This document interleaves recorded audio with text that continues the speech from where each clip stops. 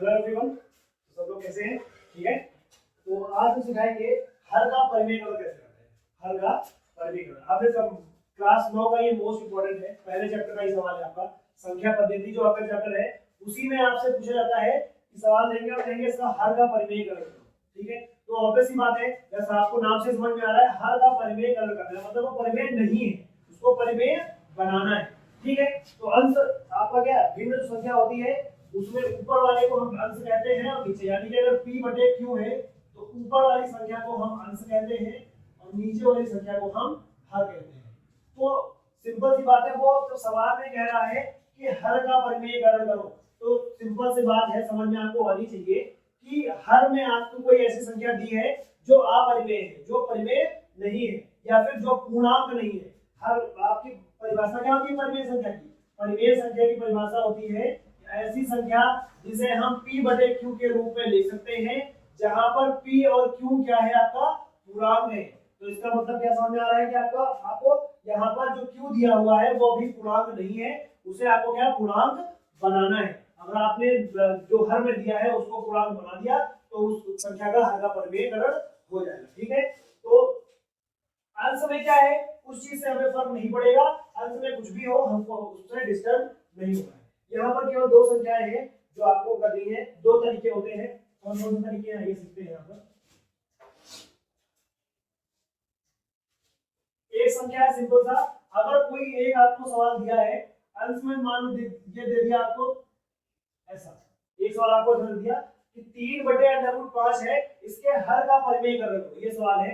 1 से 2 नंबर में आता है, मोस्ट इंपोर्टेंट क्वेश्चन है आपका। तो क्या करेंगे, जो संख्या भाई इतने क्या होता है अंश में जो है उससे हमको फर्क ही नहीं पड़ता है, सिंपल सा जो आपके हर में है उसी संख्या से हम अंश और हर में गुणा कर देंगे। अब आप यही सोचो, मैंने आपको कोई एक चीज दी और आपसे फिर वही ले ली, तो आपके पास कुछ बचा क्या? नहीं बचा।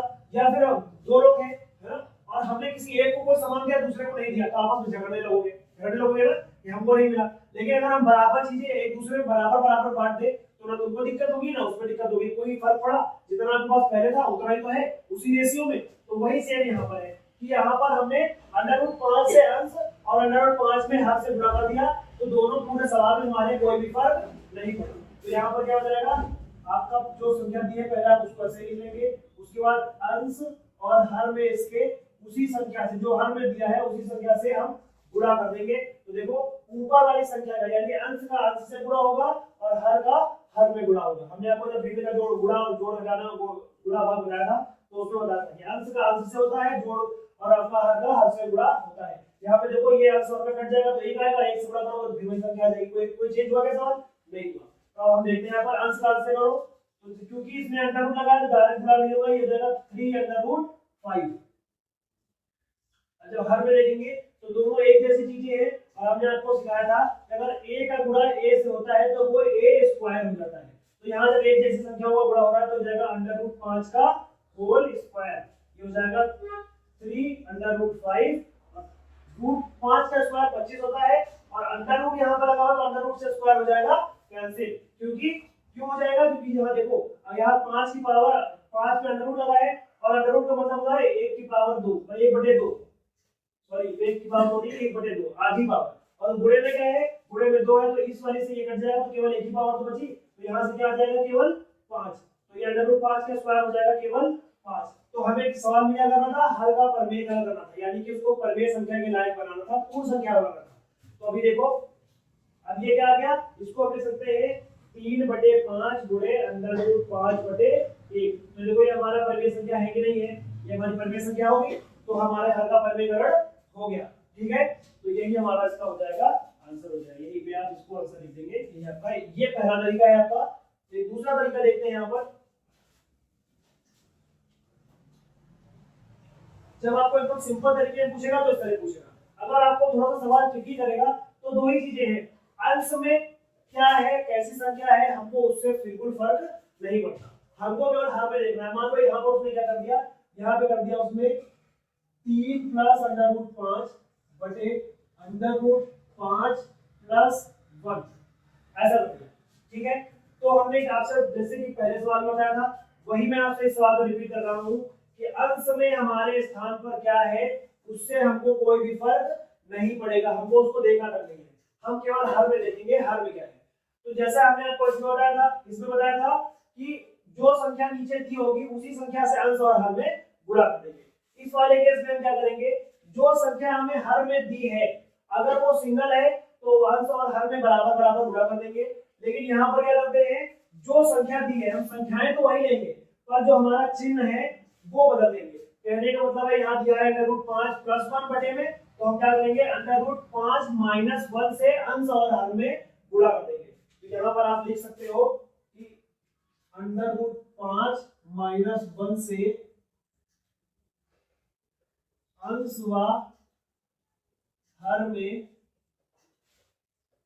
गुणा करने पर, ठीक। अंश और हर में √5 - 1 से हम गुणा कर देंगे तो क्या हो जाएगा, ये दो अलग अलग संख्याएं हैं तो हम इसको एक ब्रैकेट में रख लेंगे। उसके बाद हमारा क्या है, ये आ रहा है गुणे में √5 - 1 और बटे में हमारा क्या आ रहा है, ये एक तो संख्या है ही √5 + 1 और ये हो जाएगा √5 - 1। तो यहाँ से आप एक सब देख सकते हैं फॉर्मूला बना है कौन सा, ये हो गया आपका a, ये हो गया b, ये हो गया a, ये b, दोनों a के जैसा है b के जैसा है, यहाँ प्लस है यहाँ माइनस, तो फॉर्मूला क्या हो गया a + b a - b। तो हमारे पास जब ऐसा कुछ आता है a + b एक ब्रैकेट में दूसरे ब्रैकेट में a - b, तो हो जाता है a² - b² हो जाता है। तो यहाँ फिर से फॉर्मूला लगाएंगे तो अंश में जो हमारा है वो आपस में गुणा कर लेंगे, उसका गुणा हम बाद में करेंगे, पहले भी हम हल कर ले। यहाँ हो जाएगा √5 - 1 और बटे में हमारा क्या हो जाएगा a का स्क्वायर, a का स्क्वायर है √5 का होल स्क्वायर माइनस 1 का स्क्वायर, ठीक है। तो यहाँ पर क्या हो जाएगा, अब आप चाहो तो अंश में भी गुणा कर सकते हो, पहली संख्या उठेगी और दोनों से गुणा करेंगी तो हो जाएगा 3√5, फिर ये संख्या 1 से गुणा करेगी, यहाँ पर प्लस है यहाँ माइनस है, प्लस माइनस माइनस होता है, 3 एकम 3, इसका काम खत्म हो गया पहले संख्या का, दूसरी संख्या करेंगे, यहाँ प्लस का 5 है यहाँ भी प्लस का 5 है, दो एक जैसी चीजें गुणा करती है तो उसका होल स्क्वायर रहता है, होल स्क्वायर से रूट कैंसिल हो जाएगा आपका, तो क्या हो जाएगा प्लस का 5, उसके बाद यहाँ प्लस है यहाँ माइनस है, प्लस माइनस माइनस होता है और ये क्या हो जाएगा √5 हो जाएगा केवल, बटे में आ जाओ, यहाँ से स्क्वायर रूट कैंसिल होगा, केवल 5 बचेगा आपका, उसके बाद माइनस का 1 हो जाएगा। फिर यहाँ पे आप देख सकते हो क्या हो जाएगा, ये दोनों एक जैसी संख्याएं हैं तो इसमें से ये घट जाएगा, 3 में से 1 गया तो 2 बचेगा, तो 2√5 यहाँ से बच गया, उसके बाद ये प्लस का है ये माइनस का है, 5 में से 3 गया तो प्लस का 2 बचेगा, बटे में आ जाओ, यहाँ पर क्या है 5 में से 1 गया 4 बचा।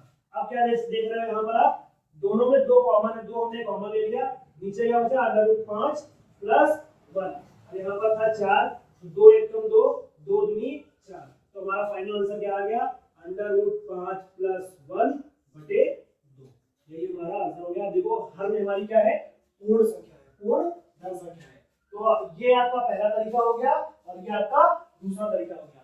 जब आपको हर में केवल एक संख्या दी होगी तो हम उसी संख्या से अंश और हर में गुणा कर देंगे, आपको आंसर मिल जाएगा, आपके हर का परिमीकरण हो जाएगा। वैसे ही जब आपको अंश में क्या है हमें उससे बिल्कुल भी फर्क नहीं पड़ता है, उसको आपको उस पे आपको ध्यान भी नहीं देना है, केवल जो हर में है उस पे आपको ध्यान देना है। अगर आपका सिंगल नंबर है तो हम उसी संख्या से अंश और हर में गुणा कर देंगे, और अगर कोई संख्या नीचे साथ में प्लस माइनस में और भी है तो हम चिन्ह बदल के उसी संख्याएं हमारी नहीं रहेंगी, केवल चिन्ह बदल के अंश और हर में गुणा कर देंगे, उसको सिंपलीफाई कर लेंगे, यहाँ पर जोड़ घटाना गुणा भाग जो भी करना है वो आप कर लोगे और आपका फाइनल आंसर आ जाएगा। तो ये रहा आपका हर का परिमीकरण कैसे करते हैं, ऐसे ही आप इसको करिएगा।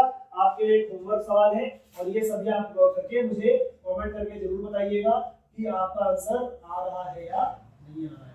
आपको समझ में आया होगा तो आप जरूर कर पाओगे, और अगर आपको नहीं समझ में आ रहा है तो आप कमेंट जरूर करिएगा और फिर से करने की कोशिश करिएगा। तब तक आज के लिए धन्यवाद।